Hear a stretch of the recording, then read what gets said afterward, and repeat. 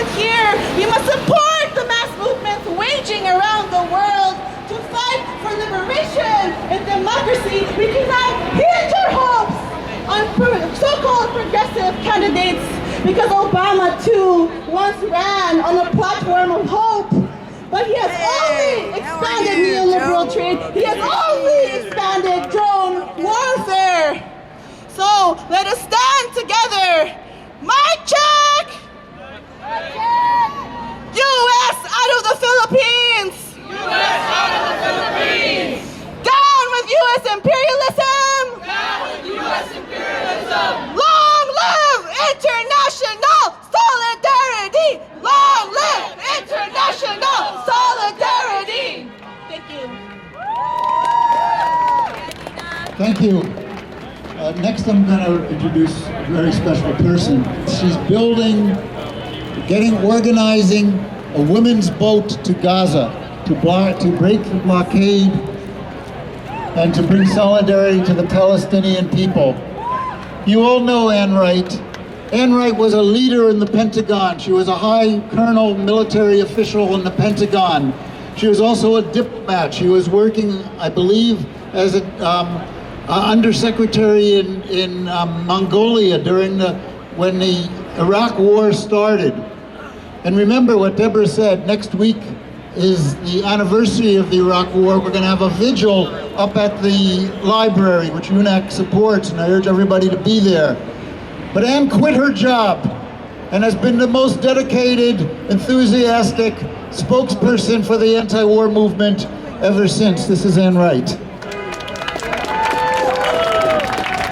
I used to be part of the old empire, going out and marauding all over the world, and now I'm with you guys and gals who are saying no to U.S. imperialism, no to more war by the United States, to stop these wars. And yes, I just got back from an international meeting about the next time we go to challenge the Israeli blockade of Gaza. We're going to send a women's boat to challenge those Israelis, to challenge the oppression to the Palestinians.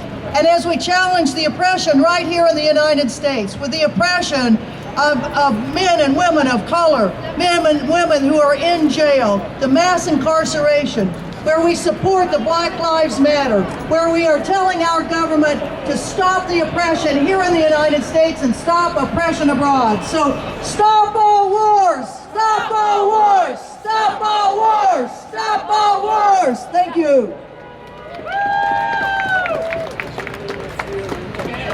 Thank you, Ann Wright. Our next speaker is one of my sisters, one of my comrades in UNAC, and a woman who's a sister to people all over the world. From the International Action Center, Sara Flounders.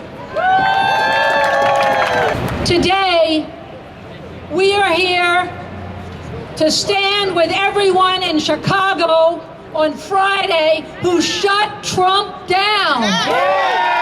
Because that's a kind of people's movement we need all over the country that says no to racism, no to Islamophobia, no to the wars, no to the attacks on immigrants, that says yes for people's struggle and resistance, and does it in the streets and in the arenas. That's a kind of people's movement that is needed all across the country, and that's a kind of people's movement that makes real change. We're here to stand with the people of Syria who are resisting a U.S. war and takeover, and people of Yemen who are under U.S. Saudi bombs. We're also here with the people of Flint who are facing a poisoning of their water, and it's the same for people in Newark. All across the country, the wars come home in real destruction right here, in both racism, in attacks on immigrants, but also in the destruction of our schools, the water, the infrastructure. All of that is part of the war on the world and a war on the poor and working people right here. None of these issues are being addressed by any of the major candidates. So when we talk about resistance, we want to connect with the Black Lives Matter movement, who has again and again been in the streets shutting it down against mass incarceration, against police murders. That resistance has put everyone on notice, and it's put NYPD on notice too. It's also been a training for the kind of resistance we need against Trump and against whoever is elected, because they carry out U.S. wars. Now, with people's resistance, I want to really introduce our next speaker, who is running on a people's campaign against racism and war, against attacks on immigrants. Monica Moorehead, she's a presidential candidate for Workers' World Party, and she's part of the example of the movement from below that addresses people's needs. Thank you. Monica Moorehead, next speaker. Thank you so much. It's so great to be here today. I want to thank all of the members of UNAC for calling this very important demonstration that comes in a very timely way because of the scam of elections that are going on right now. Yes, I am a presidential candidate, but I'm no Hillary Clinton. Let's make that very clear, because we feel that, as my sign says, war cannot be voted away, racism cannot be voted away, and all oppression cannot be voted away. We stand in solidarity with the peoples of the world who are resisting U.S. imperialism, from Palestine to Syria to Ukraine to Africa, Asia, Latin America, all over the world. We say U.S. out. We are for abolishing capitalism, because capitalism is at a dead end. We are for revolutionary socialism, because if we want to meet the people's needs and not corporate greed, we have to get rid of the system that causes all the suffering and misery in this country and around the world. So you cannot have revolutionary socialism if you don't get rid of capitalism. And I also just want to end on this note. Our campaign stands in solidarity with the Black Lives Matter movement. We must defend this movement, because as we're seeing all over the country with these neo-fascist Trump rallies, it is our Black Lives Matter sisters and brothers who started the disruptions against Trump in the ones and twos. And now you can see that it's broadened out, not just the Black Lives Matter movement, but young Latinos who are being threatened with this racist war and wall that Trump is promoting. And anti-racist whites are also joining the struggle, many of whom were part of the Occupy Wall Street movement. So we must defend our sisters and brothers who are disrupting these rallies, because racism should have no voice. Racism should not have the First Amendment rights. White supremacy must be fought. We cannot allow this to happen, because they're the real perpetuators of violence. And our young people have every right to stop this violence by any means necessary. By any means necessary. So we cannot allow our young people to be violence baited by CNN or MSNBC or any pro-bourgeois media. So let's defend them, whether they're demonstrations large or small. We have to show this concrete solidarity with our young people who are fighting neo-fascism, that are fighting police violence, who are fighting state repression. We cannot allow them to be alienated, because that's what the ruling class, that's what the government wants, so they can pick them off one by one, as they did the Black Panther Party in the 1960s. So in the spirit of our sister, Berta Cáceres, who was assassinated by the US-backed Clinton Honduran regime, in the spirit of Rosa Parks, whose shirt I wear in such, and proudly, I want to end with these chants. Liberation, not deportation. Liberation, not deportation. Liberation, not deportation. All lives will matter when Black lives matter. All lives will matter when Black lives matter. All lives will matter when Black lives matter. Long live international solidarity. Thank you. Thank you, Monica. Next, we're going to have Kathy Kelly up here. You know Kathy Kelly's name. Kathy Kelly has been a peace activist she told me since she was in college once.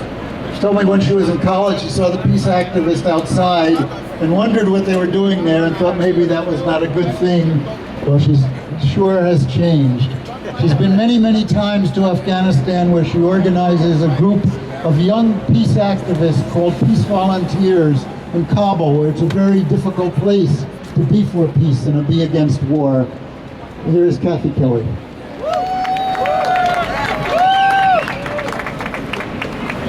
So when I was last in Afghanistan, I visited Khalid Ahmed in a hospital bed.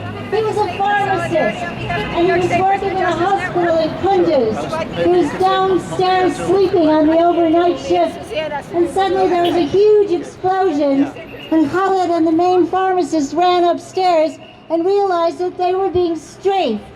They were being bombed by a United States warplane. And they had called in the coordinates for the hospital, and Doctors Without Borders quickly called the United States military and said, "You're bombing a hospital." But the bombing continued from 2:05 in the morning until 3:15 in the morning. 42 people were killed, patients burned in their hospital beds. And Khalid Ahmed asked me, "Why did your country want to kill us? We were only trying to help people." Recently, Doctors Without Borders released a terrible tweet. They said, "Has bombing hospitals become the new norm? When the United States gives the okay, the green light, to bomb hospitals, then other countries begin to do the same." Prosperous countries that are intervening in other lands, often using weapons made by the war profiteers in this country. You'll walk today to the United Nations where there's a beautiful wall that says, "When shall come the day, O Lord, when they shall beat their swords into plowshares and their spears into pruning hooks. Nation shall not lift the sword against nation, nor shall they learn the ways of war any longer." We've got it backwards, my friends. We're turning the plowshares into weapons. We're turning our own good resources over to the Pentagon, and they're using it again and again and again for bloodshed, murder, mayhem. Joe, the thing that could recommend me to possibly speak about peace is that I haven't paid my taxes since 1980. I can't and I won't. Not one time. So let's think about how we can withdraw our consent from war profiteers everywhere and support conscientious objection to war everywhere, and be glad that Khalid Ahmed gives us that question. Why would they want to kill me? I was only trying to help people. Thank you.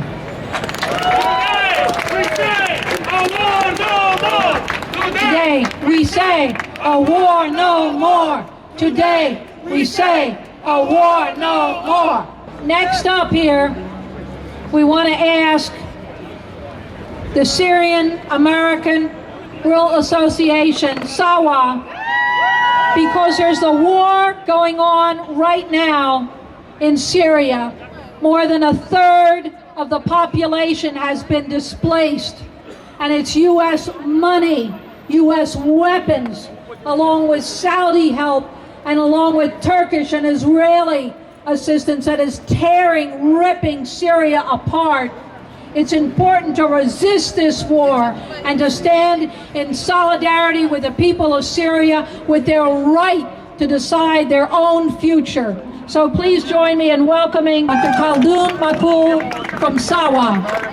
The Syrian people, they voted, and they voted on their president and gave the permission to their president to be elected again. And Sara was there. Sara, was it green election? Thank you, Sara. The Syrian people should decide, not anybody else. No foreign intervention in Syria. The Syrians are one gonna decide.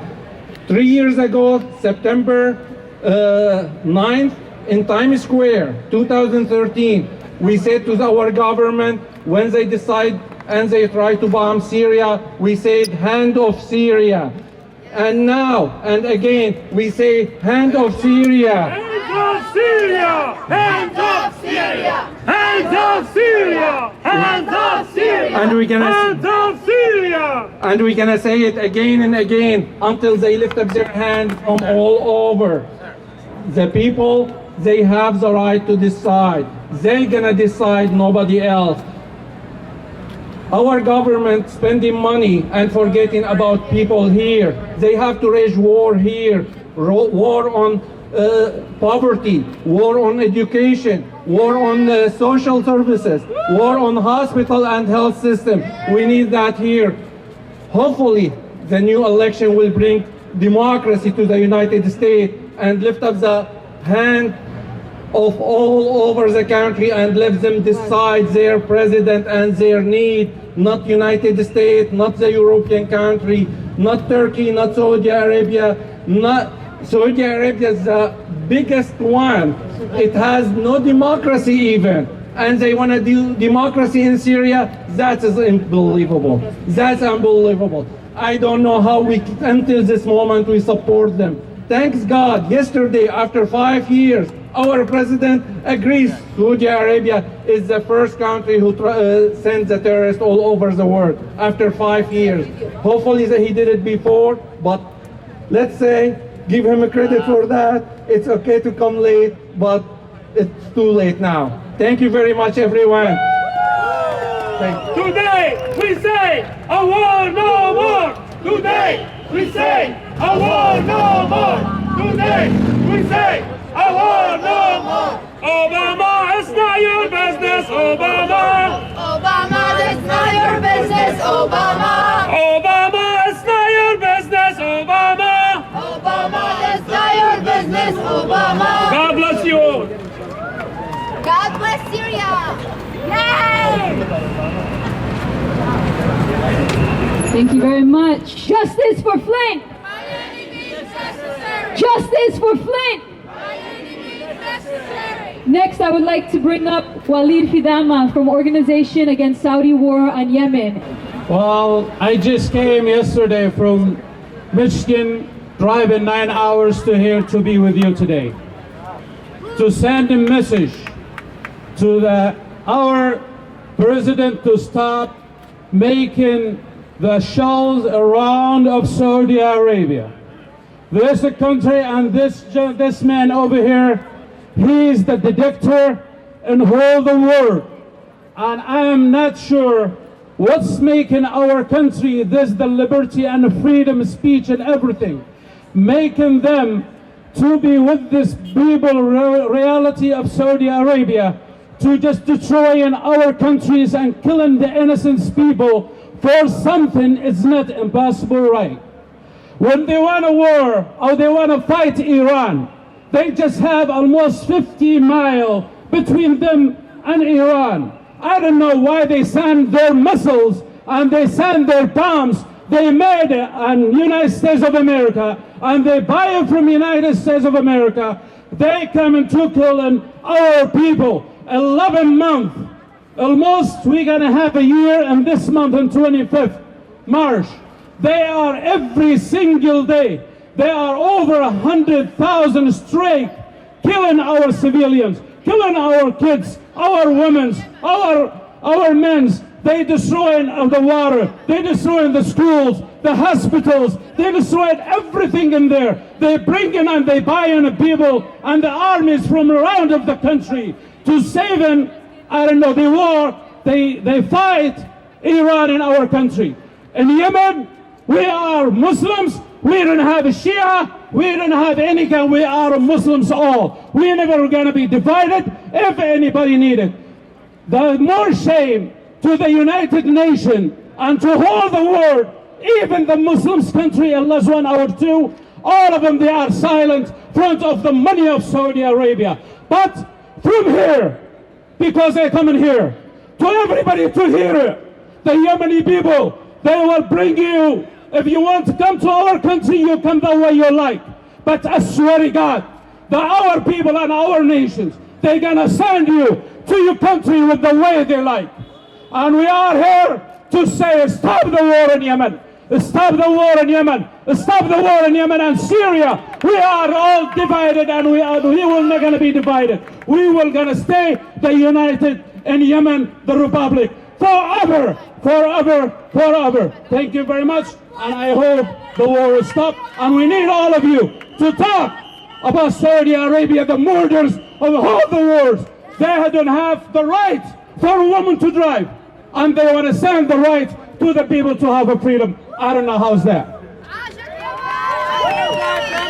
We just celebrated International Working Women's Day. That's right, Working Women's Day. It is not just International Women's Day. And so I'm going to bring up the Gabriela organization, which is a national democratic organization of women from the Philippines. And they are going to do a dance for us. So please give it up for them. Warm and militant greetings, everyone. My name is Janine Ventura, and I'm a member of Gabriela USA and Gabriela New York. As Natalie just mentioned, we represent the women's sector of the National Democratic Movement in the Philippines, and we just celebrated International Working Women's Day, and every day it's International Working Women's Day, so let's not forget that and forget the struggles that the most oppressed women experience every day. And so we're going to perform a song that is in solidarity and part of 1 Billion Rising to recognize that 1 out of 3 women in their lifetime will be a victim of sexual assault, of some sort of sexual violence against women, and we're taking a stand against that. So no to militarization, because we know that the particular impact of militarization and imperialism and what it has on women, and we're here to raise that issue, and we'll do a dance that is a cultural representation of the impact of militarization, what happens in these countries as a result of imperialist interests.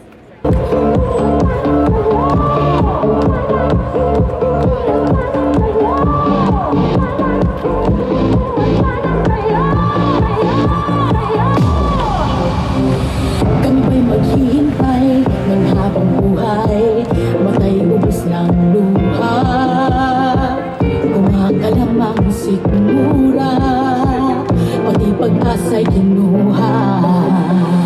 Kami ba'y maghihintay ng habang buhay, pondo ng bayan nilustay, isak ang kabuhayan, bubog sa kahirapan. Kami ba'y maghihintay ng habang buhay, hindi kami magbabaloko, babangon sa pang-aabuso, malakas kami talino. Umanda na kayo, sama-sama kami tatayo.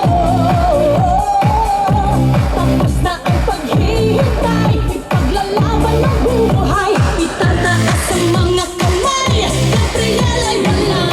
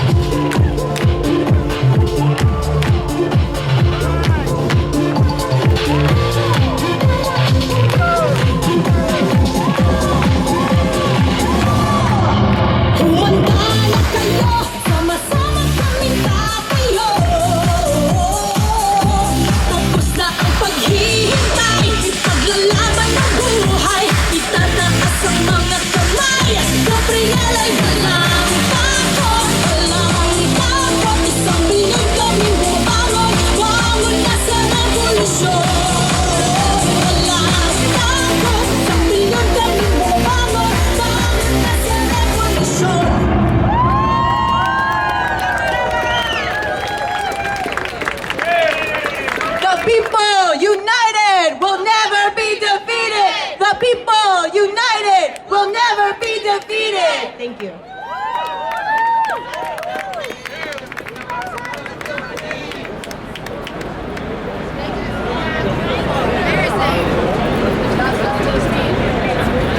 Also, there is pizza to the side over here. So I've been told that if you're interested, please go and grab a slice of pizza. I'm Terry from the People's Power Assembly. So the People's Power Assembly is one of the organizations in the Black Lives Matter movement. And we are here today to show solidarity with the black and brown and poor folks abroad who are being bombed and terrorized in U.S. endless wars abroad. But it's not just abroad, it's also at home. Stop the war on Black America. We have to remember that it's cyclical. Black folks have been under attack and have been at war with white supremacy in America for 400 plus years. The terrorist acts that they used against us, they perpetrate abroad. The military gear that they use on poor people and marginalized people abroad, they bring it back here and use it against black and brown people in our cities and towns of this nation. So when we say stop the war at home and abroad on black and brown bodies, it's cyclical. We're showing solidarity. Hands off Yemen, hands off Syria, hands off Somalia. Get out of Sudan, out of Honduras. Venezuela, that's right. So I just want to say in closing, all lives will matter when Black Lives Matter. But we have to remember, black and brown bodies are being destroyed everywhere, and we must stand together or we shall fall together. I would like to ask Raymond Nat Turner to please come to the stage. He's currently a member of the People's Organization for Progress. Please give him a big hand. We must put an end to the culture of war. Phase out oil that it kills folks for. As long as there's greed, there can be no peace. Boom, boom, boom. Imperialist bloodshed simply must cease. Hey, take to the streets in protest in the USA. Hey, take to the streets in protest in the UK. Take to the streets in protest in the USA. Hey, come on now. Take to the streets in protest in the UK. Our war is here against hunger and greed. And racist bloodshed on which fascists feed. Into battle for homes and health. Oh! Soften up enemies to liberate our wealth. Hey, take to the streets in protest in the USA. Hey, take to the streets in protest in the UK. Take to the streets in protest in the USA. Hey, hey, hey. Take to the streets in protest in the UK. Pay no attention to forked tongues in their polls. Listen to the voices that are deep in our souls. Take to the streets in protest in the USA. Hey, hey, hey. Take to the streets in protest in the UK. One more time. Take to the streets in protest in the USA. Hey, hey, hey. Take to the streets in protest in the UK. Hey. Thank you, Raymond Nat Turner, People's Poet. Our next speaker is Mohammed Majumdar. He is with the Bangladesh American Community Council. He's an immigrant rights activist. He's a real fighter for the people on conditions in the Bronx and conditions for immigrant workers right here. So please join me in welcoming Mohammed Bhushander, Bangladesh American Community Council. Thank you. Thank you, Sara. So it's a wonderful gathering, and from the bottom of my heart, the organizer would deserve a big round of applause. With that, I just like to say this. This year election, the upcoming election, presidential election, is the historical election. If this guy Trump, he become elected, God forbid, this nation will tear it down. This nation will not be America anymore. The kind of word, the kind of statement that he made is un-American. Racism. Please stick together. Say no to Trump. Say no to war. Say no to Trump. Say no to war. Say no to Trump. Say no to war. Say no to Trump. No to war. I'd like to invite also our organization General Secretary Nazrul Haq to say a few words. Please welcome Nazrul Haq. Thank you for the opportunity. I just want to say very shortly, we here, the nation of immigrants, we believe in America.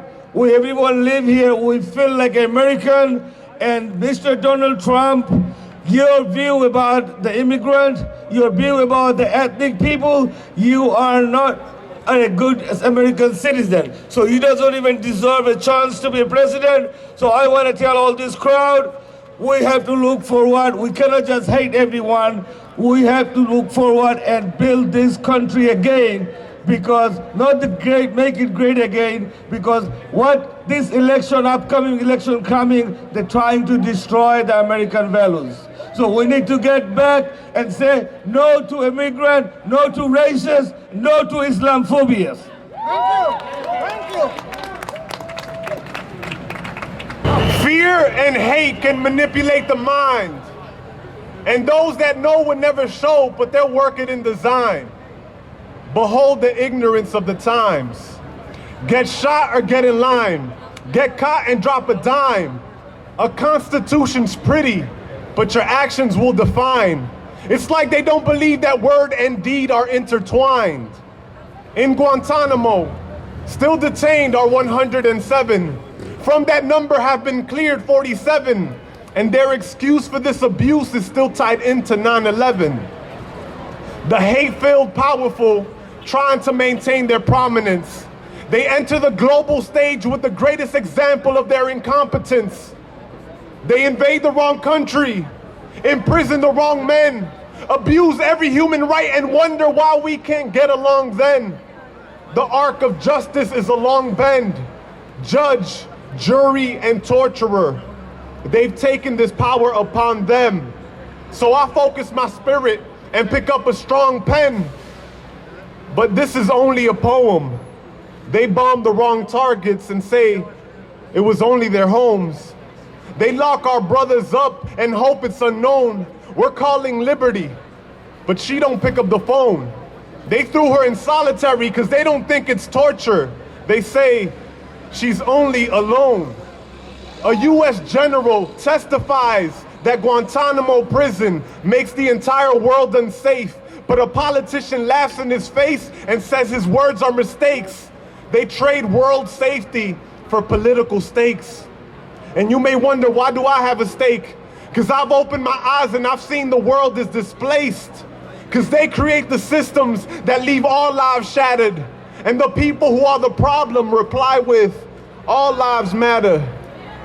Their intentions are suspect because they've never lifted a finger for justice. Their innocence is a new kind of avarice. They ignore millions of Syrians, but their hearts break for Paris. They deny those most in need of our amnesty, further pointing out the hypocrisy of their humanity, reserved only for the select few of the human family. That's why we are witnessing this torture. Pray and take a breath. Know the root of your success before you go and cash that check. Billions in debt. Black Americans still fighting for their breath, reciting, I can't breathe, while racists make jokes about their death. State violence is worldwide. We are witnessing where it connects.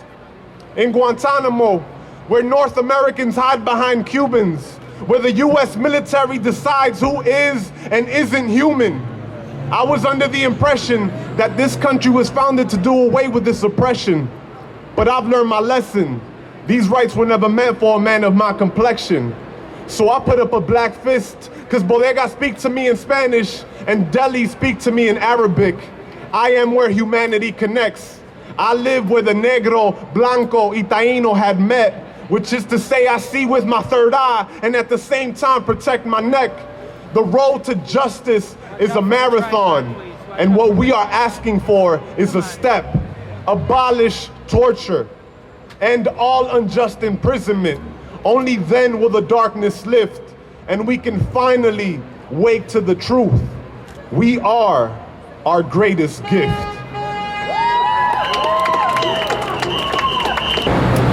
When I say people, y'all say power, people. Power. People. Power. When I say people, y'all say power, people. Power. People. Power. This is the piece that keeps me radical, because otherwise I might forget. Because when you're chilling in New York for a little while, you get into that hanging out, doing you, first world mindset. And so I spit. I spit to kick my ass back to the broken down shack in the slums outside of Quito, Ecuador, where my cousin Marcelo died from doing crack. I spit to slap me with the fact that every time I pay a tax, I help my government murder innocent people in Iraq. And there is nothing liberal or conservative about that. So take me back to West African villages where poverty pillages my boys like Al Mustafa, who I know are still living in utter desperation. 'Cause these are the people and places that should shape our political view. Not Fox or CNN, the New York Post or Daily News. Nah, I use reality to keep my politics in order. And if I feel a little moderate, I spit this trip down to the border. Over 1,500 of our people have made their graves in the last 3 years. I keep it radical for each of them and all our families' tears. If it appears that to be radical is too intense for me to fit in, well, that is all the more reason for me to stand here spitting the peace that keeps me radical, because it's the same peace being demanded by the prisoners of Guantanamo. It's the same peace Native Americans deserve when they fought alongside Geronimo. This is the piece of skin torn from a mother's limb when Lebanon was bombed. And the piece of porcelain that reminds her children of her now that she is gone. This is the piece of Muslim prayer calls. It's a piece of Christian songs. It's a piece that keeps me sewn into the fabric of every sweatshop. It's the last piece of bread before the famine stole the whole crop. This is the little piece of genius that my boys keep hidden under hoods. And this piece is to remind me it ain't easy to be good. And we should be proactive like families hustling in our hood. And always keep it moving, cause doing nothing is not peace. Forget slamming for a score. This is our only way to breathe. Cause art is more than my release from my commander-in-chief is a slanderous thief, but I'm standing neck deep in the blood of my peeps. I can't keep my head above water much longer. I spit for the dead, and I said in their honor, forgive me and give me the peace to be stronger. And this is what they left. They left this breath in my lungs to be sung. When people are being murdered and poets are silenced by the state. I spit this piece to conquer hate. In streets and then in courtrooms. I will yell it in my cell until they throw me in the hole. And covered by their darkness, I will hold this piece of light. That I see in children's eyes that reminds me while we fight. And from right here, I'll spit the depths of it. My tears cry beside the desolate. And there ain't no amount of hours. No governmental powers that'll sicken me with mediocrity. Or turn me to a coward. Cause radical means rebuilding. All the peace that they devoured. And just in case y'all didn't hear us, let us spit it louder. I want peace from the Bronx to Baghdad to Sierra Leone. Peace for every man, woman, and child without a home. I want peace in Bolivia, Mexico, and Ecuador. Peace built on policies to stop keeping our people poor. I want peace on my block between us and the police. I want peace between America and the entire Middle East. I want peace so bad, but I need to want it more. I need to want it more than these weapons companies want war. And if you look, you will see that in my eyes. They are bloodshot red because real men are not afraid to cry. And I am not afraid to say that I believe peace is possible. But that is radical, my people. And radical means to the root. And if we have the courage to admit it, The root of peace is me and you. Remember, life should not be easy for any. While life is this hard for this many.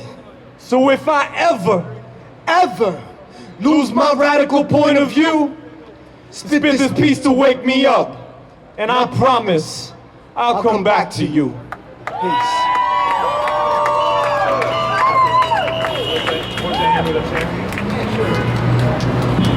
We're gonna bring back that song that we sang together earlier. Please do not be afraid to sing along with us, y'all. Let's let our voices fill this space right now, right here on 34th Street. We have not come here alone. We carry our people in our bones. We have not come here alone. If you listen, you can hear them in our soul. Sing that with us.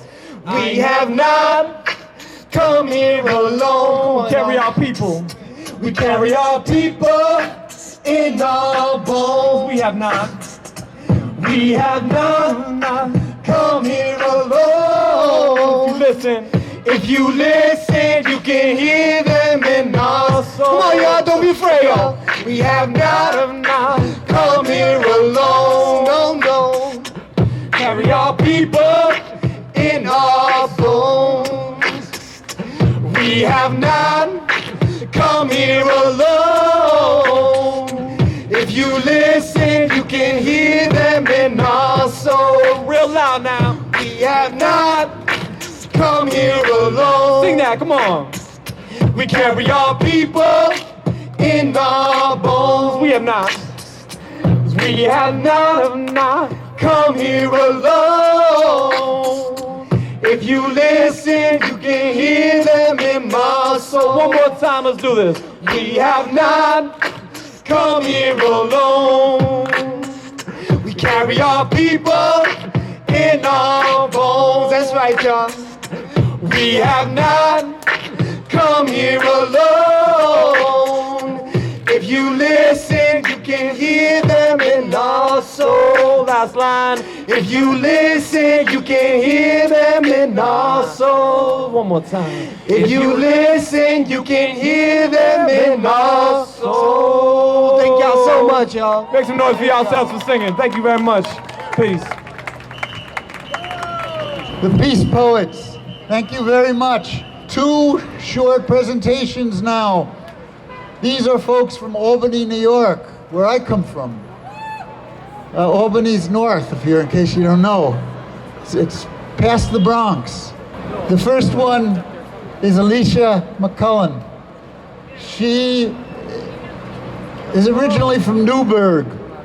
You may have heard about the Newburgh case. One of the things about this so-called phony war on terror which they're fighting around the world is that there's a domestic component, and they have gone after Muslims in this country. Hundreds and hundreds have been put in prison in things called the CMU, Communication Management Units, where they're kept in basically solitary confinement. Well, they entrapped. The FBI sent people into the mosques in Albany and Newburgh and many places throughout the country. And they invented plots, and they tried to get these people to buy into plots. They bribed them, they controlled them. They said, we will give you hundreds of thousands of dollars if you do them, as in the case of the Newburgh people.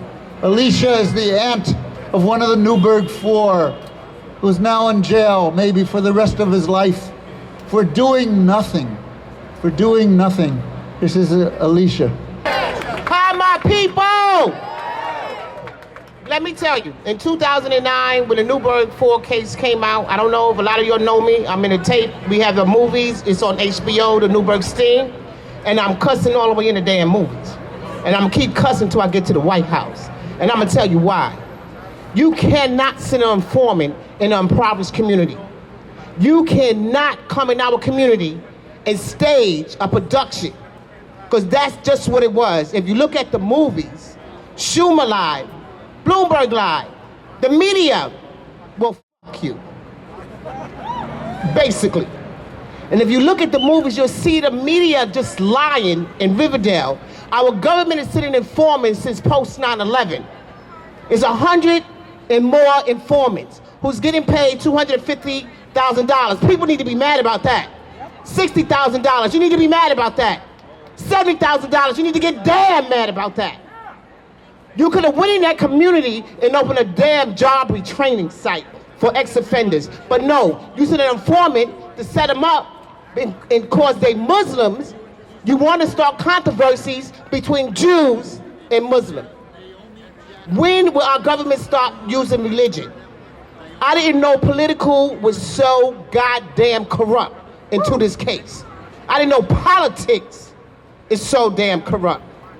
They use these boys and they hoodwink them.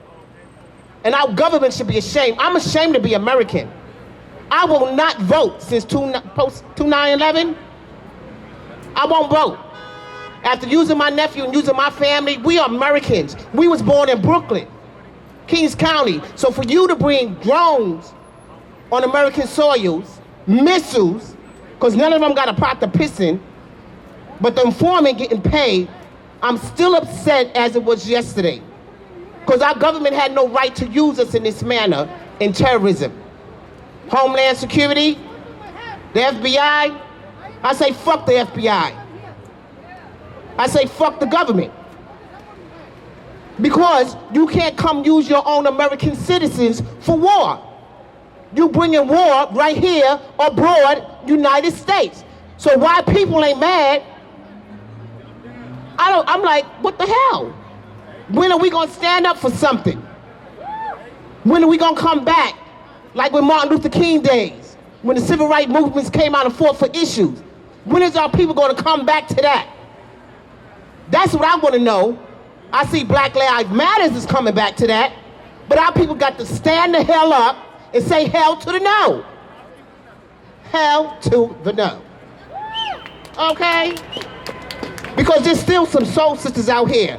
When that happened to my nephew, I was the only one out there fighting, and 2 people came out. Because that's my family member. And I was not gonna let him go through this by himself. I made so much goddamn noise, we got the movies out. How about that? So if you get a chance, you need to look at the Newburgh sting, and you need to see what your government is doing behind your goddamn backs. And you need to get mad about it. Thank you. Our next speaker is Rona Jaffrey from the New York State Prisoner Justice Network. Free Mumia and all political prisoners, end mass incarceration and police violence. I'm Naomi Jaffe from the New York State Prisoner Justice Network, and I'm here with a message of solidarity because racist police violence and racist mass incarceration are the other side of the coin of U.S. global violence and aggression around the whole world. 2 sides of the same racist coin. We will not defeat either one of them without solidarity between the movements against global aggression by the United States and the movement against incarceration, racist incarceration and police violence at home. 2 movements together, global solidarity to defeat imperialism and repression. Thank you. I'm proud of the people.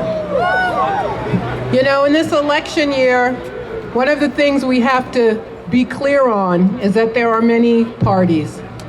And we cannot be confused into thinking that the small group that we are told are the only ones that we can vote for, are in fact the only ones we can vote for. So next on the stage, we have from the Green Party, Julia Willebrand. Wow, it's amazing to be here. The energy, the commitment, the caring that I feel, just it's overwhelming. Thank you so much for being here to inspire us all to keep on working. I'm here representing the Green Party. There are 80 Green Parties around the world. There's 11 of them in the Americas, and every single one of them has the same set of values, 10 key values. And one of those values is nonviolence. Nonviolence is a major commitment that we have, which means we're opposed to drug wars, we're opposed to drone wars, we're opposed to bombing, we're opposed to political wars where you destroy your respectability and your chance to live. We're opposed to all of that, and to say to you that if you live in New York, you can register as a Green, and if you register to vote as a Green, you are making a commitment to nonviolence. And nonviolence is the thing that's going to save us, that's going to change the world. And if enough people get out there and join together with us, all of us that are here, we will change the world. Thank you. We have a community organizer in the White House, but we have a gentleman here who is really a community organizer. From Action 21, Narciso Castillo. Thank you. How everybody? You know the person here? We wanted him in the White House? Why? He's a racist. Why? But also, we don't want Obama there too, because they continue to Syria, Afghanistan, Iraq, Libya, Ukraine, Cuba, Venezuela, Ecuador, Brazil, Bolivia, Uruguay, Nicaragua. They wanted those countries, and we don't accept this. We have to organize her and continue fight for justice. Thank you.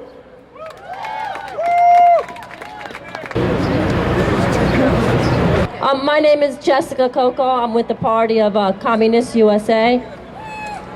And I see so many people walking past. I know that you can all hear me back there. And it's important for you to join us. You shouldn't be shy. Things are not going to change by walking past or watching television. Things are only going to get worse. If you're a working class person, you collect Social Security, or if you have children, or you consider yourself a religious Jewish person or Christian or Muslim, you belong here. And you should be here. There's a war going on. It's not just in Syria and Afghanistan and Iraq, but it's also right here. There's a war going on to get rid of Social Security, education, and even cut wages. That's right. 57% of our budget, 57% goes to war. Only 1%, one lousy percent, goes to food stamps and welfare and housing. And that is not right.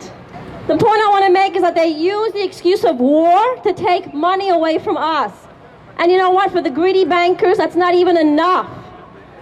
That's not enough. That's why they're militarizing our police to the tune of $5 billion to ticket people for everything from jaywalking to loitering on your own stairs, to fund these wars, to make them richer. And where they're starting with the poorest in our society, the most vulnerable, African Americans. That's why we have troops, National Guardsmen in Ferguson and Flint right now, because they want to get every penny they can get from us, the working class, to enrich themselves on these wars. And this is why it's so important to stop these wars abroad. For the people of Syria, the Ukraine, for Palestine, who are dying by the millions. As we're just here walking past or watching television, they're dying. And also, we need to stop these wars for ourselves, for our seniors, for our children, for all of society. Thank you so much. Our next speaker is a long-time activist, Hamrad Shahid from the Pakistan USA Freedom Forum, who's active on every issue, but for immigrant rights, one of the coordinators of the May 1st Worker and Immigrant Rights Coalition, along with the Pakistan USA Freedom Forum and the Afia movement for political prisoner Afia Siddiqui. So please join me in welcoming Hamrad Shahid. Assalamu alaikum. mean peace for all. It's not peace for only rich people, peace for all.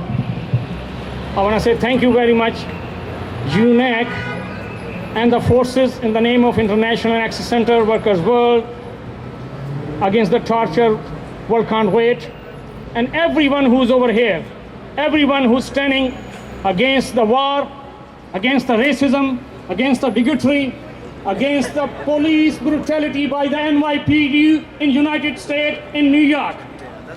At this sign, we are here, the solidarity with Dr. Afia Siddiqui, solidarity for the Abu Jamal Mumia, solidarity with the immigrants who's suffering in this country, millions and millions, millions, mothers and sisters. Same way in my country, Pakistan, when there was a dictator was imposed by the CIA, dictator Musharraf, we have thousands of families, they don't know where their loved ones, where their husbands, where their sons, where their daughters. That's what happened when the United States started the war. This is our job, because now war comes to our home. What we need a united, black, yellow, blue, you name the color. Only one thing is against, give a good answer, because you don't expect from anything from the Wall Street, don't expect from the CIA, don't expect anything from the FBI, don't expect from the Wall Street. And this is a clear message to the Macy's and the big stores. You want to make a business in this country? Support the peace, because peace is one of the best atmosphere for the business. But the war is only for the 1%. Pakistan, USA, Freedom Forum, very proud to join the march, challenging the White House, challenging the CIA, challenging the FBI. Give my freedom, the freedom which I proud. But at this moment in your country, somebody is watching you, somebody is listening you. I'm not saying that we are afraid, but we are protected by the United States Constitution. So gentlemen, we're gonna march to that place which called United Nations. And we as a United States, biggest violator of the United Nations charters, violations of the conventions, violations of the Geneva Convention, and violation of the resolution. Next month, there will be an atomic conference in Washington, D.C. My Prime Minister, Mr. Nawaz Sharif, is coming. Clear message. You want to give the message for the no atomic? Ask the Israeli stop their dirty behavior and show their atom bombs what they have. Israel should have to be clear, and everybody has a right to know how many atom bombs Israel at this moment. So this atomic summit, if it's gonna be pleased only the super, only the European, and only the white color who make so much dirty game against the colors. So gentlemen, ladies and gentlemen, and the young people, you are the future. We've done our job. Come forward, take the lead for the love and peace, and give the message to the all European, all French, German, Spanish, anywhere in the world, stay in your land. Don't violate the international border. Look what's happening in the Muslim countries, what's happening in Africa. This is our job to tell our government. We are not against any candidate, but what's happening in Chicago, it's a direct result. When you shut your mouth, when you control the media in this country, that's thing gonna happen. And I wanna say thank you very much. Freedom of speech, freedom of assembly, freedom of expression. Zindabad.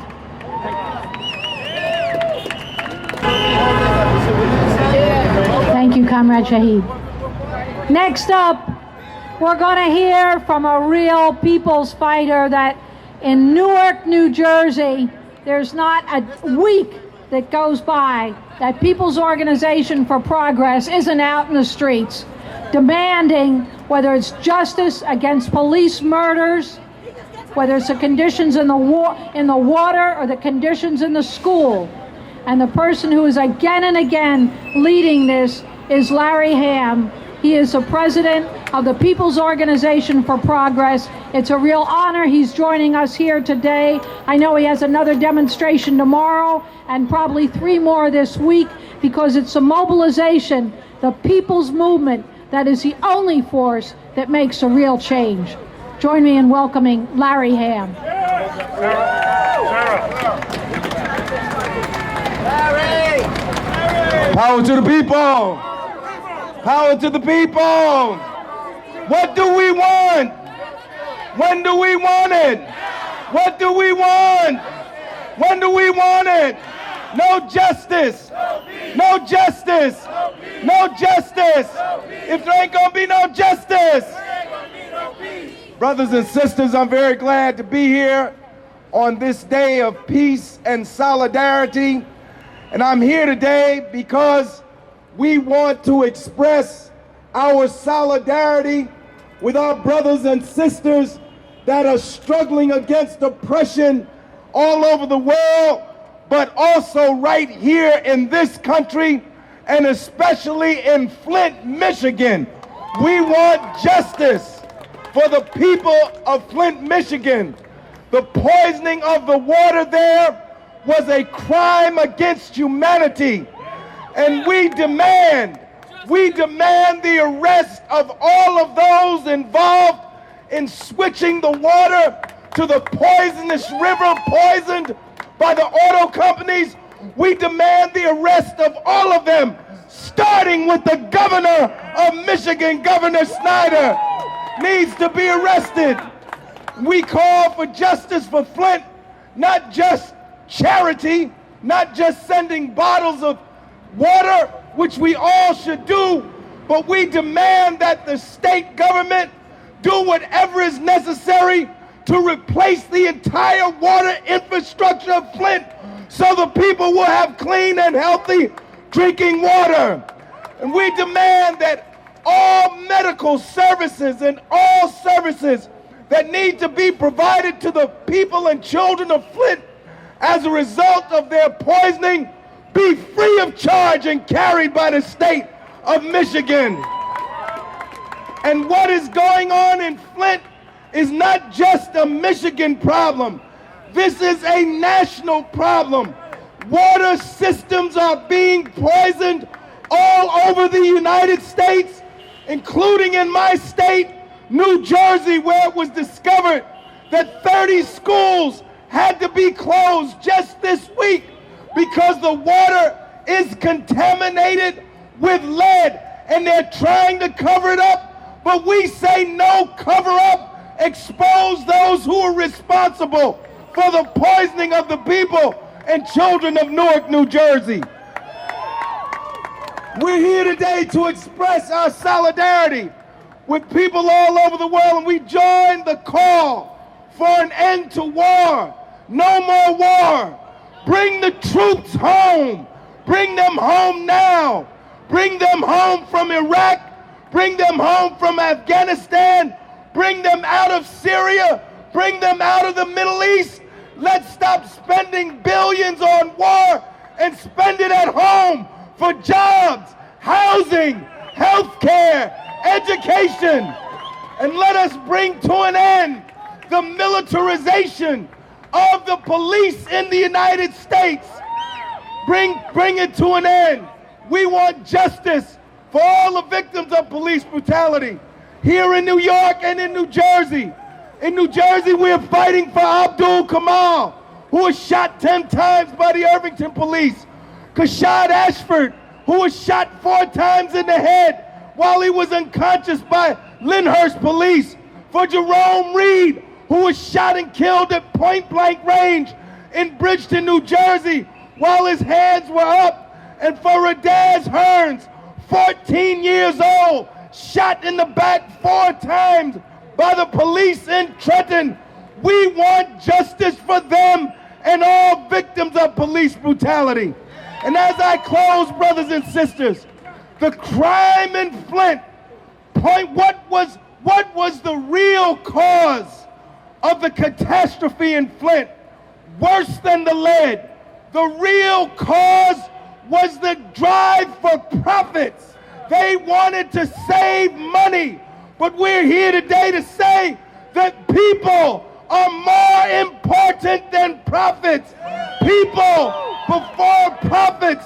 And what this situation in Flint points to is that we, in this time, in our time, we must replace a system of oppression and exploitation that produces catastrophes. We have to replace the capitalist system with a humane socialist system that functions for people's needs and not for greed. And so we say, brothers and sisters, bring the troops home. Peace now. Justice for Flint. Stop police brutality. And let us unite and continue the fight. Power to the people.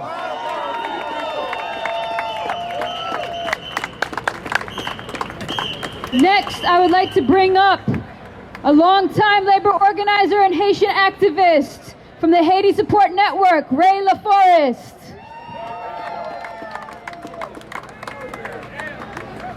Thank you. After hearing Larry, there's almost no oxygen left here. Seriously, a long time ago, a Prussian general named Karl von Clausewitz said that war is a continuation of politics by other means. In those days, because it was not developed enough, he was not aware of the fact that war itself could take many forms. That it could mean anything from the embargo, the criminal embargo against the people of Cuba for more than 50 years, the denial of services to the majority of working and poor people in this country, support for racism, injustice against women and violence against women, support for dictatorship throughout the world. Today I bring you greeting and solidarity from the brave and long struggling people of Haiti. A people that since 1915 have seen US boots trample its aspirations. And a system that before its departure sniffed the life of more than 20,000 Haitian men, women, and children. And on its way out, installed one of the most dastardly military system that is today still deciding the lives and future of this country. In spite of that, today even the Haitian masses are struggling. They are facing not only US imperialism, but their local lackeys and the political class that will do anything to keep itself using the resources of those masses. What is left for those people is for us to understand that any act of violence against any people in the name of this country is nothing but an act of denial of, not only of an act of genocide sometimes, or near genocide against whole populations, but an attempt at accumulating resources that can be used to keep us enslaved. So we have to understand that the fight of any of those people, including the people of Haiti, is a fight for us, not only a fight for justice, but a fight to deny this system its resources.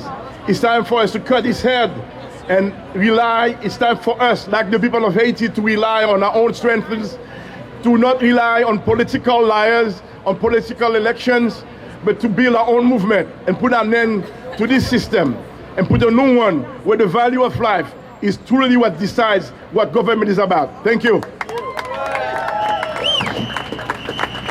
If you're on the march, we're going to be lining up in just a few minutes to march to the United Nations.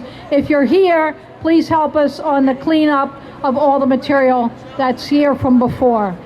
And we're going to be marching on 6th Avenue to 42nd Street, across 42nd Street to 3rd, and from there to Dag Hammarskjold Plaza, to the UN. Our next speaker, every anti-war rally, every rally for justice, so many for political prisoners, we're joined by Imam Al-Hajj Talib Abdul Rashid. He is the Imam of the Mosque of the Islamic Brotherhood. He's a former president of the Islamic Leadership Council of New York. Please join me in welcoming Imam Talib.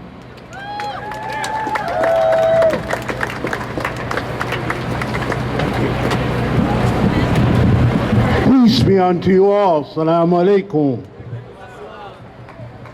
I bring you, in the name of Allah, the merciful, the compassionate God, greetings of peace from the brothers and sisters, young people and elders of the Mosque of Islamic Brotherhood, right north of here in the village of Harlem.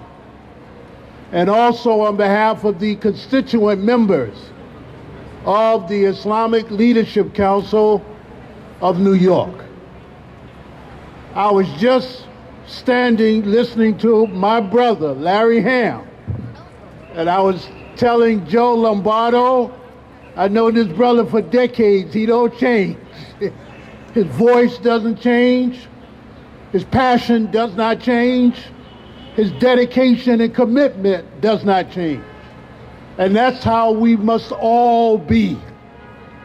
We're here this afternoon in response to a call. The call is right above my head here.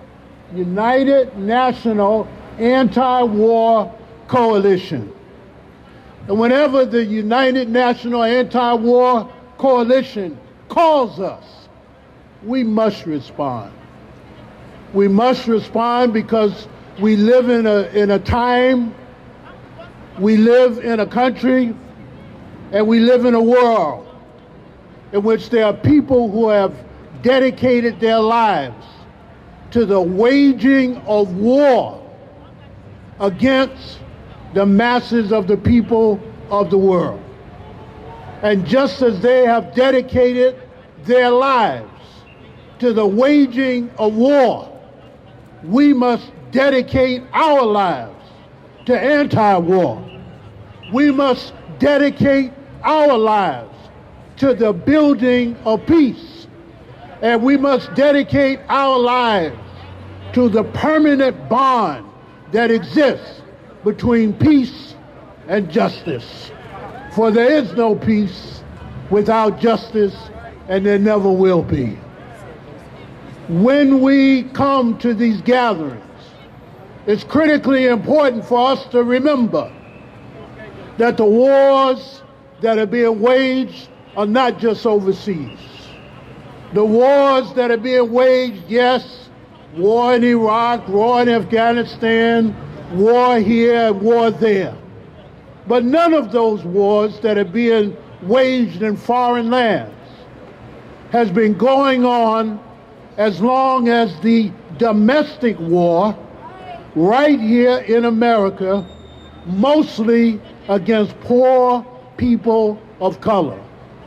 And each of these wars, I remember when I was a youngster, I remember listening to Al-Hajj Malik El-Shabazz Malcolm X. And in 1964, he gave a speech in which he was saying that the end of that old-time war, those wars being waged, and back then that was the beginning of the Vietnam era, that those wars were always going to fail. And we live in a time now, here we are in the 21st century, where we see one failed war after the other. And we see the results of failed wars. The primary victims of war, we should never forget, are women and children. It is women and children throughout the world who are the primary victims of war. And we see the result of that. A never-ending cycle of death and destruction. And right here in America, the longest running war in America is the so-called war against drugs. The war against drugs has been waged for a longer period of time than any of those wars in those foreign lands. And the result of that war has been legislation that has produced the prison industrial complex. The result of that war, the war waged mostly in urban communities, in poor urban communities, has been the incarceration of men and women to a larger degree than any place else on the planet. There are more people in prison in America than there are in some countries.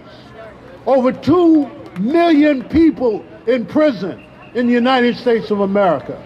And right here in New York City, New York City's a lot of things, but we should never forget that it's also home to the world's largest jail, otherwise known as Rikers Island. Rikers Island is the largest jail in the world. So as we come out determined to build the peace and to pursue justice, we must always remember that the fight is not just abroad, the fight is at home. That the victims of war are not just abroad, the victims of war are here at home.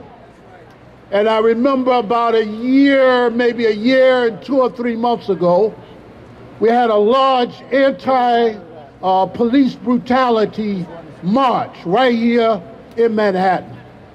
And there were thousands and thousands upon people who had turned out for that rally.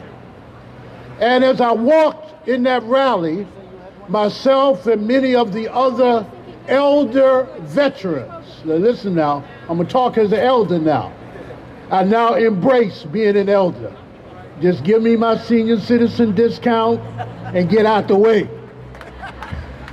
I'm walking with many elder veterans of the struggle for freedom, justice, and equality in America. And all of us were inspired. Our spirits were buoyed by the presence of you young people. We were inspired by you and your determination to take the baton and keep it moving. And we want to encourage you to do so. We're not leaving you with the baton, we're right here with you. But it is young people who have, are, and shall ever be the ones who push for change in societies. It is young people who make change happen. It is young people who take the ideals of change and of revolution and of evolution and make them a reality. So I want to close with 2 sayings. One of them was a saying that we used to say in the street when I was young. So I'm passing it on to you. You ready for it? You ready to receive it? Very simple. It says you're either part of the solution or you're part of the problem. You're either part, in fact, can we say that? You're either part of the solution or you're part of the problem. You're either part of the solution or you're part of the problem. You're either part of the solution or you're part of the problem. Let us resolve to be part of the solution and not part of the problem. And lastly, I share a maxim with you from my faith. I'm a Muslim. And I'm here in order to express solidarity with the greater community on behalf of the Muslim community. And so our Prophet Muhammad Ibn Abdullah, to whom the Quran was revealed, he said to his followers, when you see an evil, change it with your hand.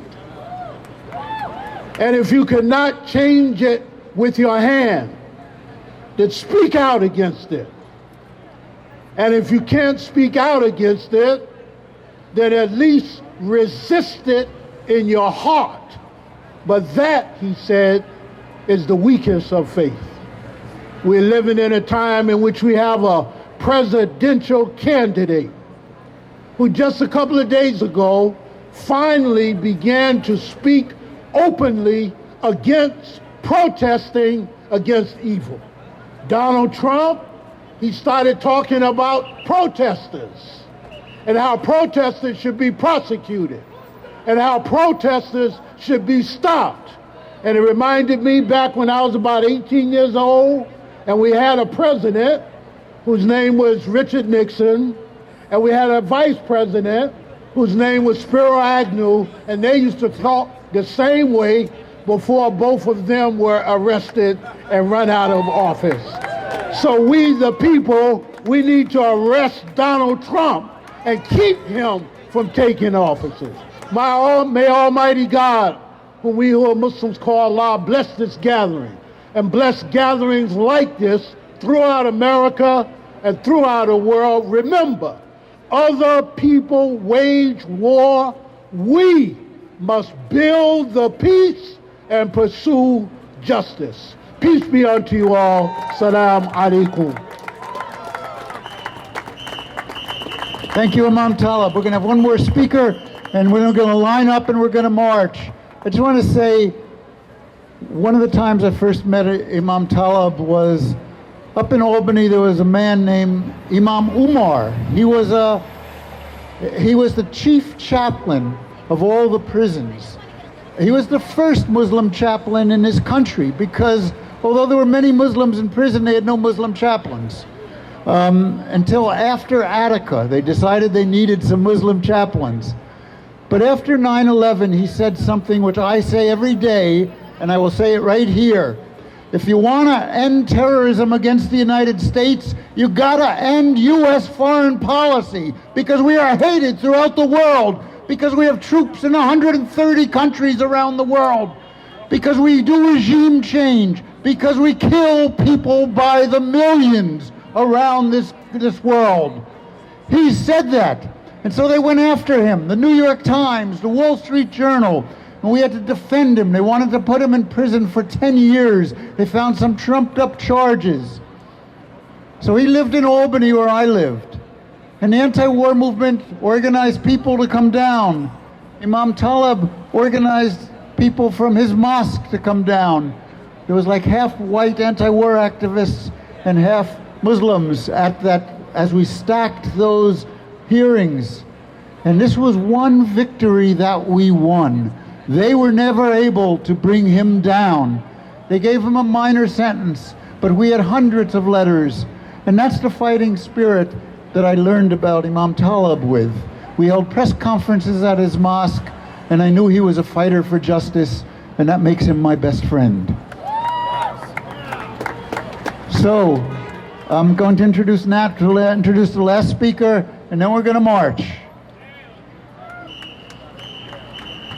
Money for jobs and education, not for wars and occupation. Money's for jobs and education. Not for wars and occupation. All right. Next up, we have Les Jamieson from HR 14. Please give it up for him.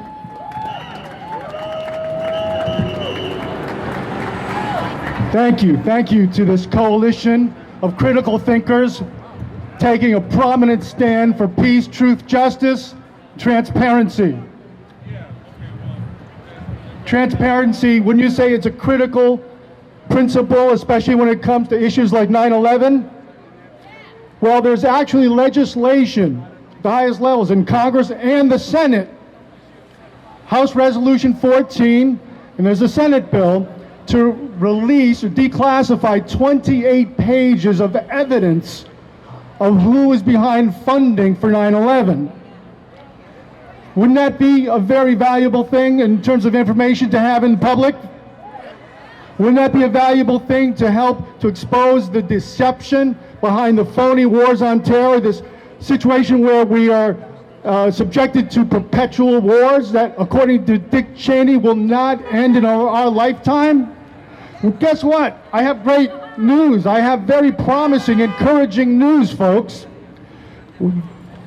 Every one of us here can take as little as 10 minutes at the website hr14.org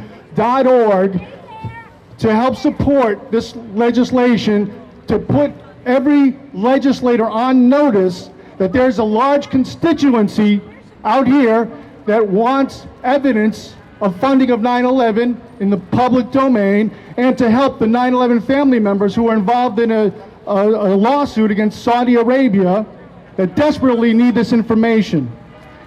Now, according to the politicians who've read the 28 pages, they contain nothing that would jeopardize national security whatsoever. Isn't that interesting? Yet, President George Bush classified this, claiming it would jeopardize national security. Well, they say that's false. They say that what's in those 28 pages is information about the covert criminal Saudi Bush dynasty relationship. Now, imagine this, folks. Imagine that if there was a terrible crime in your neighborhood, violence, people got killed, and then the local authorities told you, you were at war. There are people that want to be in conflict with us, and we have to be in conflict with them. Then you find out that those local authorities know who's funding that violence and keeping it secret. Doesn't it sound like a crazy contradiction? Absolutely. Well, that's what this 28 pages is all about. Now, HR14.org, this represents a breakthrough, by the way, that finally politicians, a few of them, there's now 41 co-sponsors. Guess what? 3 of them are from New York. Charles Rangel, Hakeem Jeffries, and Christopher Gibson. By the way, the Senate bill, one of the co-sponsors is, believe it or not, Kirsten Gillibrand. Now, a little bit more about names of who is aware of the 28 pages. In August of 2003, 46 senators sent a letter to George W. Bush demanding the release of these 28 pages because it was just an issue of basic transparency, which is required for a functional democracy, right? Guess who was on that list? The current Secretary of State, John Kerry, wanted the 28 pages released, and a former Secretary of State, her name is Hillary Clinton. She knows about this evidence of who funded 9/11. By the way, also implicated will be other Middle Eastern countries. This is I'm quoting the politicians, and, quote, certain U.S. agencies. Hello? This is critical information. So all we're asking, folks, please go to hr14.org, and within 10 minutes, you can sign our petition, the rootsaction.org petition, and you can send a letter to your legislators throughout the state. Don't you think New York State should take the lead on calling for transparency? Absolutely. So I just want to end by quoting something that we need to absolutely oppose. This is Karl Rove when he said, "We're an empire now, and when we act, we create our own reality. And while you're studying that reality judiciously as you will, we'll act again, creating other new realities, which you can study too, and that's how things will sort out. We're history's actors, and all of you will just be left to study what we do." That's their attitude, folks. So, power to the people, right? Help expose the truth, help stop the cover-up of 9/11. Thank you. To your left, my right, is a lead banner. We're going to ask also some folks from People's Organization for Progress to move up there on it.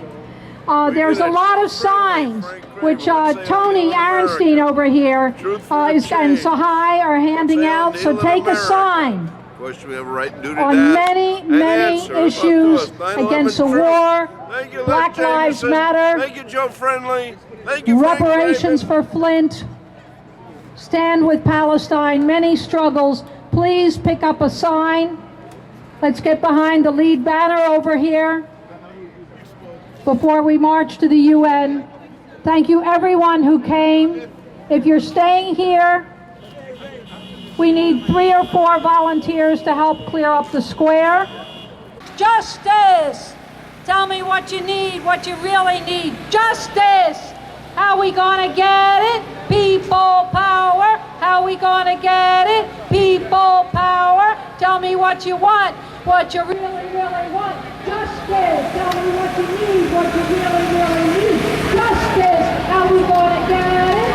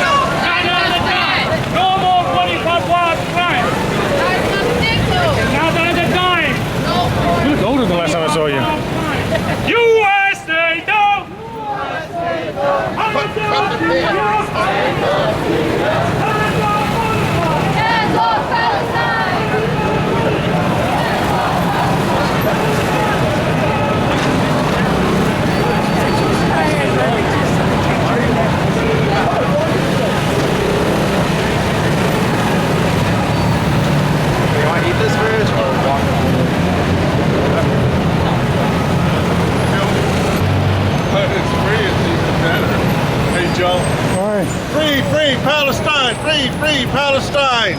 U.S. out of Syria!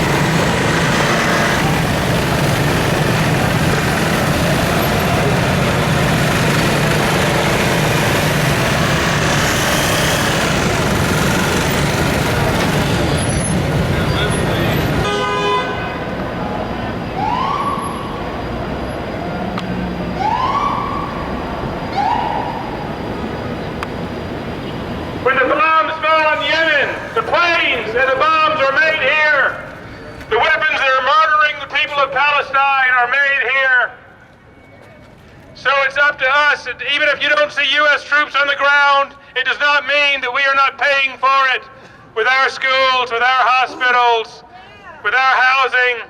Peace for the Syrian people. Thank you. Thank you. Thank you. Peace for the people of Yemen. Yay! Peace for the people in Ukraine. Yay! Peace for Iraq and Afghanistan and Libya.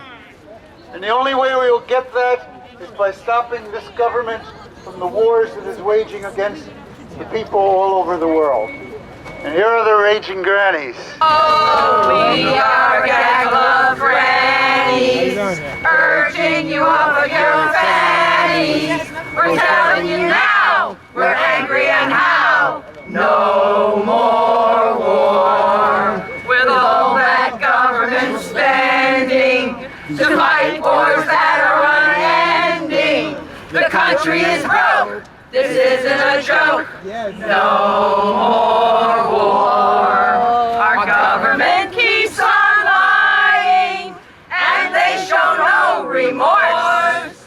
But boys and girls are dying. Now we must change the course. So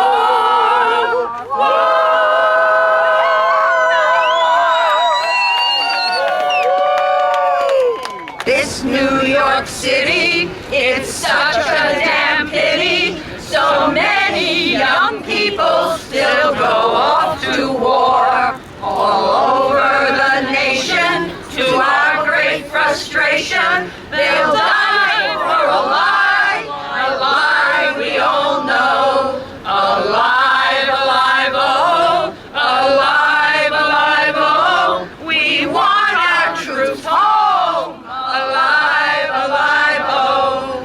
In 2003, we could not foresee that 13 years later, we'd still be at war.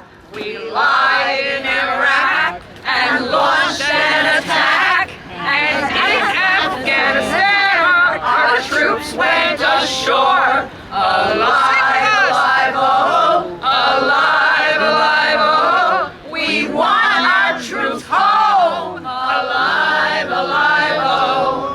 Our wars led to ISIS, which caused a huge crisis, and Syria's war on catastrophe. When will it all end? When will peace ascend? Let's bring our troops home. Alive, alive, oh. Join us. Alive, alive, oh. Alive, alive, oh. We want our troops home. Alive, alive, oh. Alive, alive, oh. Alive, alive, oh. We want our troops home. Alive, alive, oh. These are the voices of real wisdom who have a lifetime of experience and we need to listen to. And here's another one. Lynne, you didn't speak at the other rally. You're going to speak here?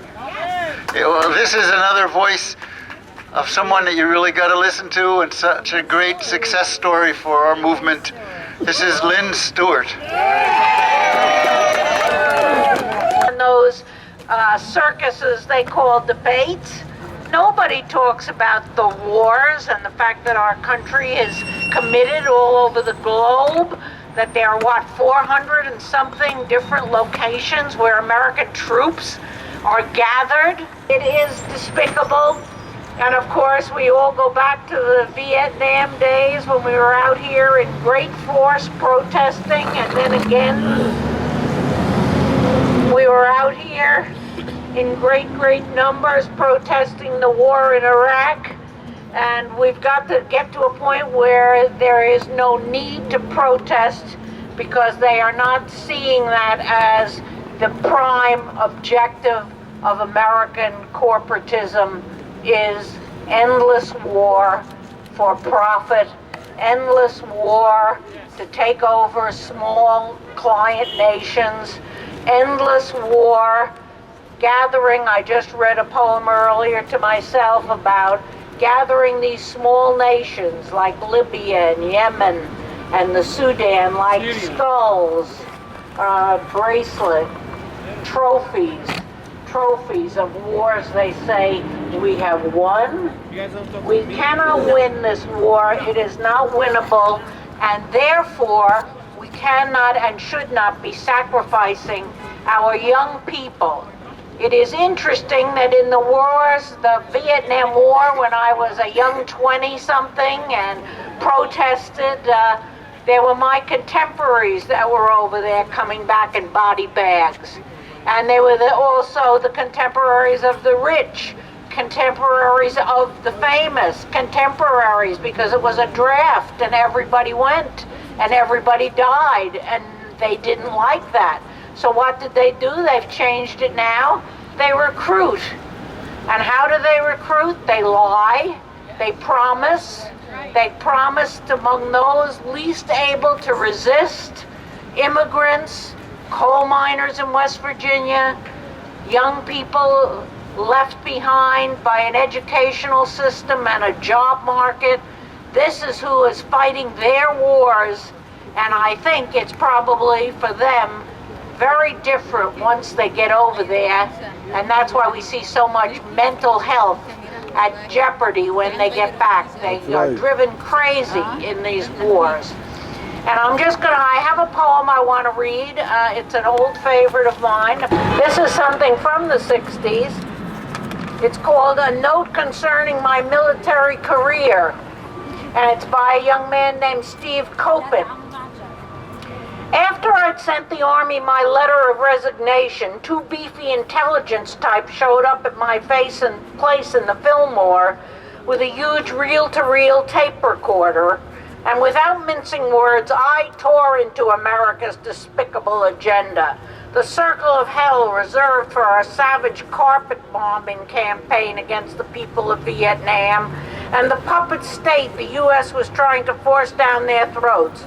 Which was why, I explained, I wouldn't put on their fucking uniform ever again. And why, if I had to fight, it would be for the other side. Quiet, courteous, polite, they sat there listening to my ferocious rant, till after 2 hours I asked what exactly it was they needed to know. And one of them said they had really been sent to find out if I was planning to shoot President Johnson or do something else of that sort. And I laughed and said no, and we shook hands and they packed up and left. But a month later, when the Army sent me the transcript to sign and return, I brought it instead to a young San Francisco attorney whose family firm did pro bono work for resistors. And Josh Callahan read that whole 18-page harangue and looked up and told me how much he liked what I'd said. When I asked him what to do next, he advised me to get the hell out of town as fast as I could, which I did. I ran for my life and for the lives of all those that were trying to get me to kill. And nothing I've done in this world have I ever been prouder. Listen, if you're reading this poem and you're young or desperate enough to think of enlisting, or have already been suckered in, understand that all those self-righteous fairy tales about freedom and peace are meant to convince young men and women like you to massacre city by city and village by village, America's villain du jour, adding every few years another small state that stepped out of line to its necklace of skulls. And for those of you who will march to your own graves in so doing, the powers that sent you will bow their heads and present to your folks the flag that was draped on the box they carted you home in. Friend, find any way that you can to resist or escape. If you have to run for your life, for Christ's sake, run for your life. All right. Hold on. And I say that in closing. We are all enjoined to resist in whatever way we can, to speak out, not to allow them to cloud this over by threats of terrorism around the corner and finding someone ready to go, that they have enjoined to go, that they have provided the explosives to go, that they have put in that position to scare and frighten us into thinking that they, Big Brother, will protect us. They won't protect us. They never have protected us. They won't protect us now. And they are certainly not protecting the people of the nations where they are going. I read today that Libya is putting together a government, but they can't go to Tripoli. It's too dangerous there. And the rest of the country is under the terms of ISIS. So what in the world do they think they're doing? What in the world? A show. Always separate the show. And always, always resist, resist, resist. Because that is where we must be at this juncture of history. Thank you very much.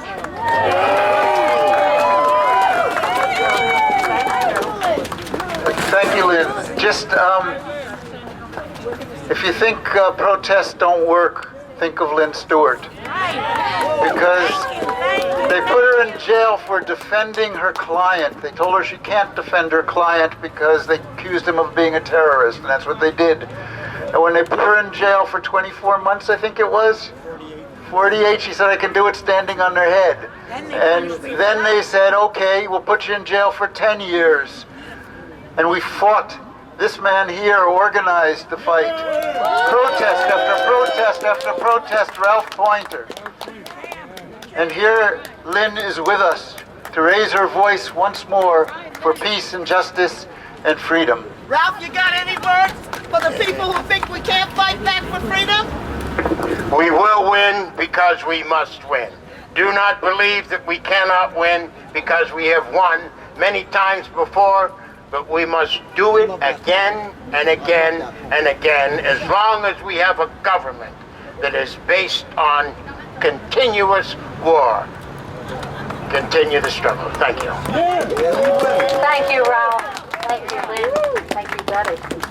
Really, fighters, long time, generations, decades. I want to introduce a couple of other long-time fighters talking about the first U.S.-NATO war, and that was the destruction, the bombing of Yugoslavia, the destruction of Serbia, the division that was consciously created. And that's because this is the 10th anniversary of what was really the assassination, the killing by NATO, by the UN tribunal of President Milosevic. We have two speakers. We're first going to hear from Milos Rajkovic.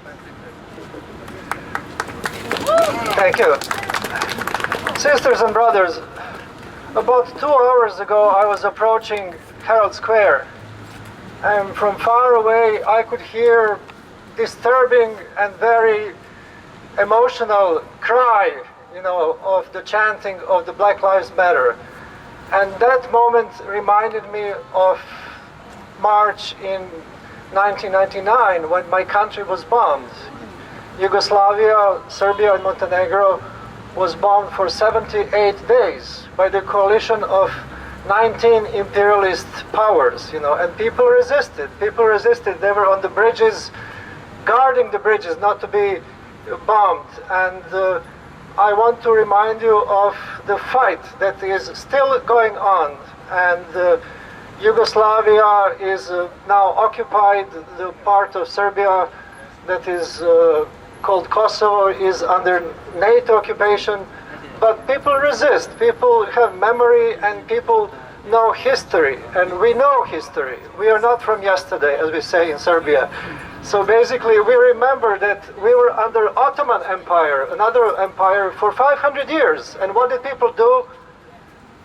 They recited epic poetry and remembered their heroes and freedom fighters, and eventually had uprising after uprising, and they got their freedom.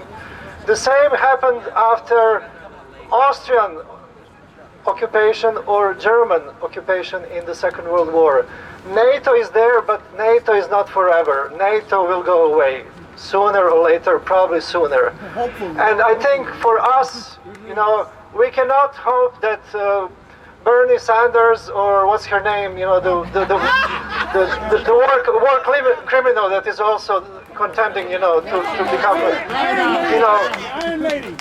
they are not going to stop any wars. They're not talking about that. So basically, it is again us, and school children, and university students who will do something. And I hope that we repeat the Chicago situation here, not only with that guy, the same guy, but also with every candidate. Basically, we have to keep pressure and to expect that they stop these horrible fascist wars all over the globe. Thank you.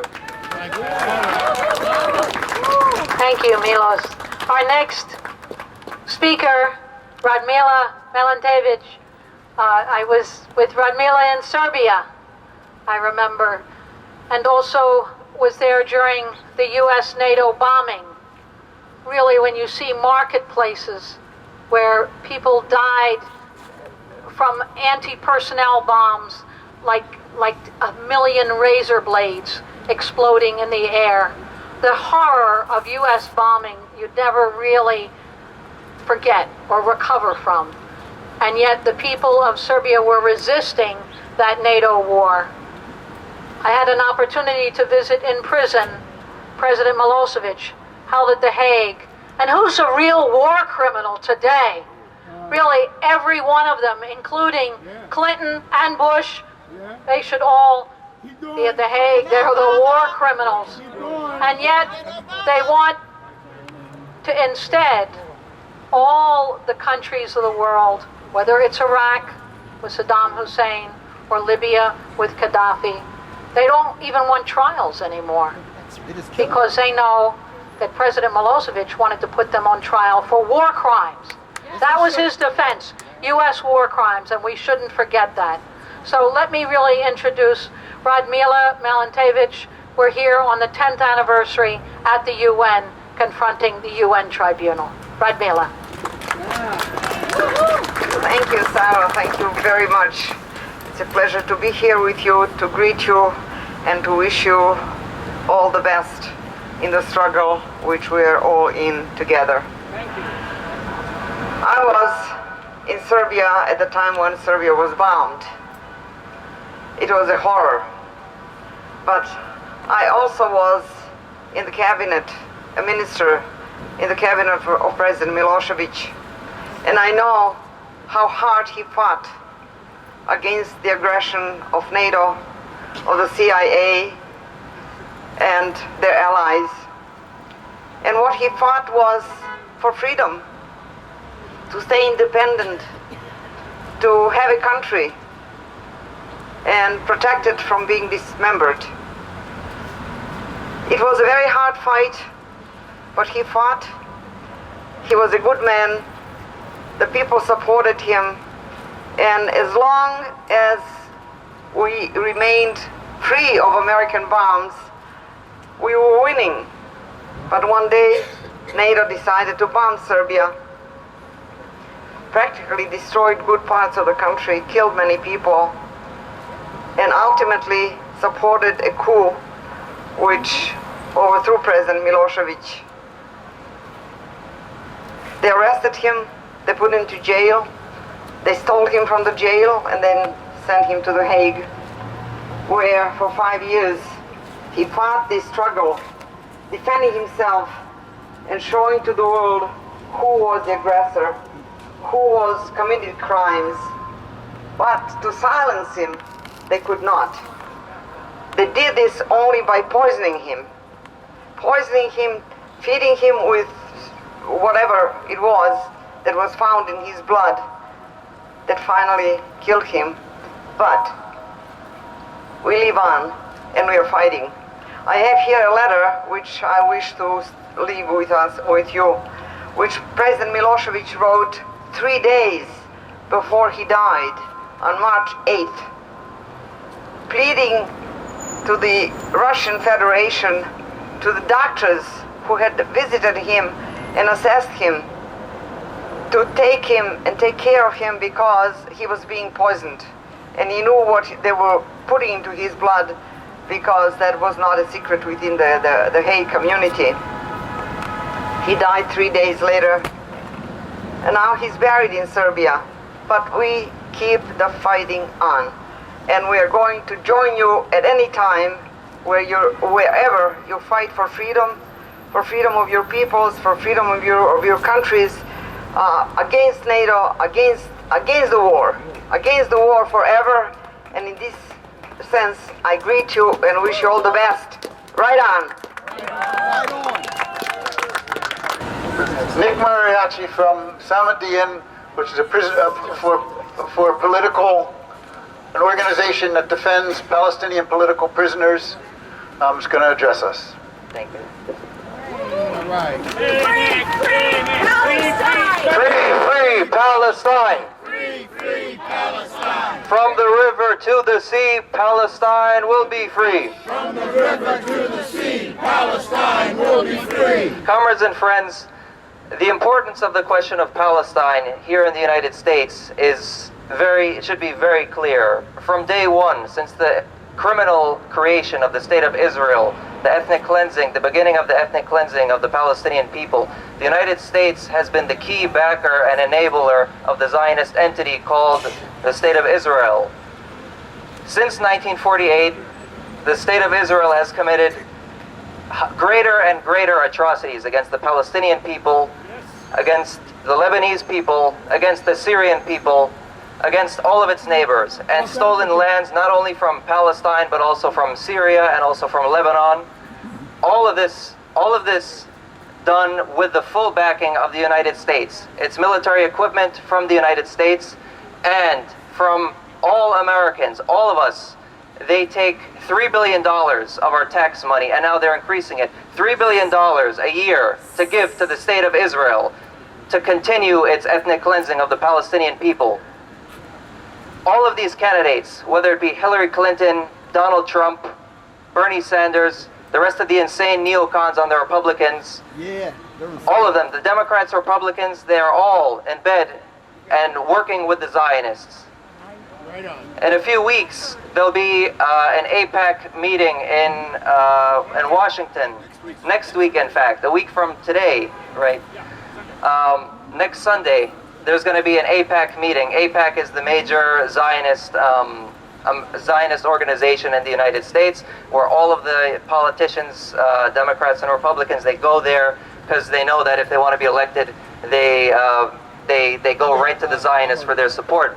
So when we look at these elections, all of them, you see all of them trying to say, I'm a greater defender of Israel. I will be your greatest ally, and trying to always one-up each other. So from here in the United States, it's very important for us to say, from the river to the sea, all of Palestine will be free. Thank you. We're going to close by asking the Raging Grannies to come up again, I think with Lynne Stewart. There's no business like war, business the worst business we know. Never mind the homeless and the hungry, never mind the people without jobs. Nowhere can you get that special feeling that when you're piling up the bombs. There's no business like war, business the best business they know. Multinational profits going through the sky, they multiply while children die. The same amount buys food and clothes for everyone all over the world. There's no business like nuke business, the worst business we know. Never mind the asthma and leukemia, never mind the water and the air. Nowhere can you get that special feeling that when you're losing all your hair. There's no business like nuke business, the worst business we know. Cancer rates keep going right up through the sky. They multiply while children die. Let us have a chance to live a healthy life all over the world, all over the world. We're going to do one more. How much are those wars? If you need a song sheet, please hop up here because we have some we'd like to give out. Yep. I'm not sure what the first one is, but How much? no, it's the key is G. How much? We got to do it. How much? How much? Okay. How Go. One, two, six. How much money is this country spending in Iraq and Afghanistan? Expenses for war will be unending if this country invades Iran. And who's being made to pay those war costs? The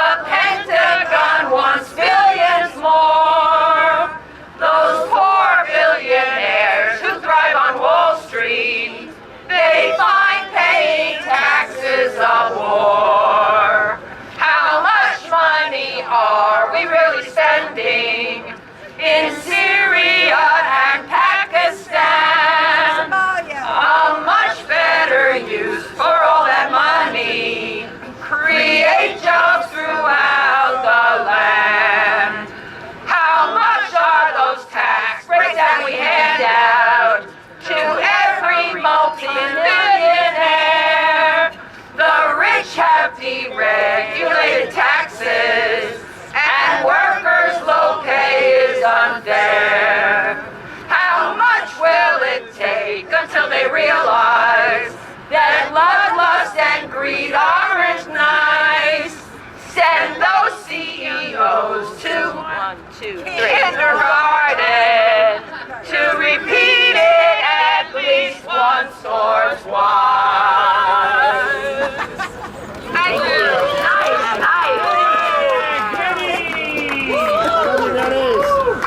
We shall not pay for endless wars. We shall not pay for endless wars. We'll pay for jobs and health and education, not for endless wars. We don't want Obama bombing Syria. We don't want Obama bombing Syria. We should all tell the president at whitehouse.gov, no more endless wars. Congress, work on new jobs, not for endless wars. Work on immigration, not for endless wars. We want to work on opportunities at home, not for endless wars. Let's all work together, home from endless wars. Let's all work together, home from endless wars. We should bring all the troops home from those wars right now. No more endless wars. Sing with us. No more endless wars. Thank you both for coming.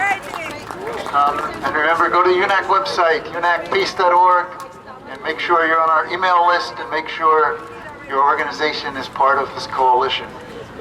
Together we will win. Stand up for your rights.